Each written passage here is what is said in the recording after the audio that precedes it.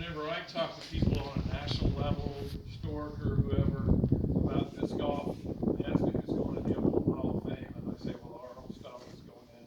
They say, that's fabulous. You are so well respected. You are so well respected. FDA. The champ!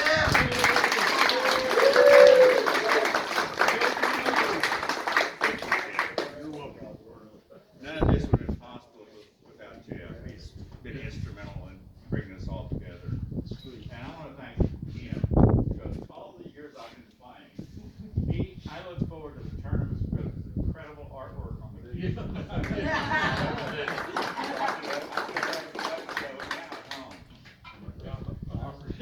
And you know, a little bit about me.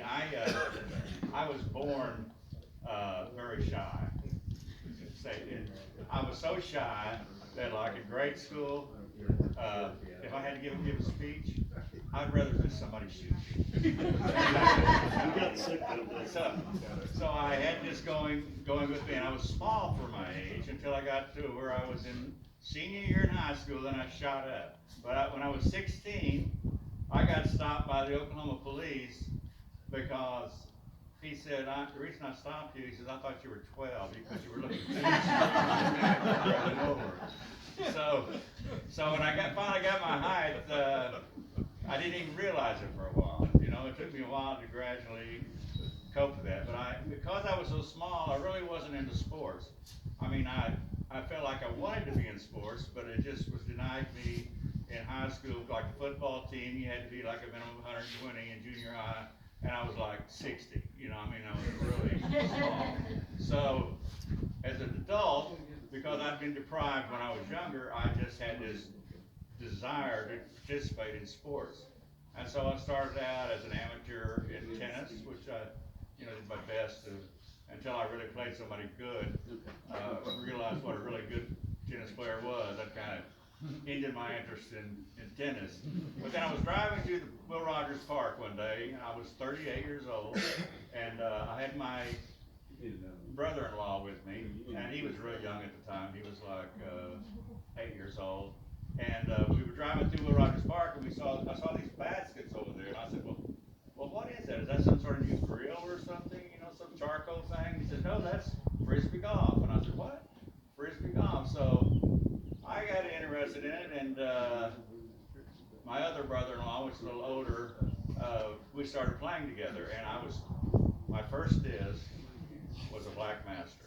I don't know if you're familiar with that or not, but it's probably the most understated disc ever created by a man. And I didn't know how to throw it all, so you throw it, it just turn over and start rolling. And then I met Stan Cord, the frisbee man, out at Will Rogers Park, and then eventually I got into some real golf discs. The first one was the Moonlighters with the what was it? They were pros. Moonlighters. Okay. And anyway, we started playing with those. That just changed everything. And I couldn't wait till the new disc came along. Just you're right there. They just kept coming out, and you just eager to try them. So you're just right there, ready to buy a new disc and try it. And of course, the main thing is I grew up in disc golf because I had this terrible inferiority complex, and as I played and I started competing, it was kind of like a stepping stone. And then I met all these wonderful people, all of you, when I was playing disc golf, and it became sort of a brotherhood in a way. I mean, you just look forward to meeting people when you play. So I grew up in disc golf, and I believe I became a better person. I remember when I was in Louisiana playing in a tournament, the director there, I think his name was Richard, I can't remember his last name, but he said, why are you so friendly when you play disc golf? He says, it's like you just wish the best for everybody. And I said, well, I just think everybody plays better. I mean, you have a better time if everybody's shooting their best. And so that's kind of been my philosophy all these years, is to encourage people, and, when people make an excellent shot, let them know about it. Well, that's part of the pleasure of disc golf, is watching other people play, and just it just uplifts everybody when you're rooting for everybody. So I never mind losing so long as I was playing my best. You're only really hard on yourself when you let yourself down. Never feel bad about somebody beating me if they played better, because that's what the sport's all about.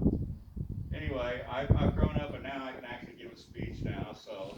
Way to go, RL. And, so anyway, I love all much for being a part of this wonderful sport called disc golf.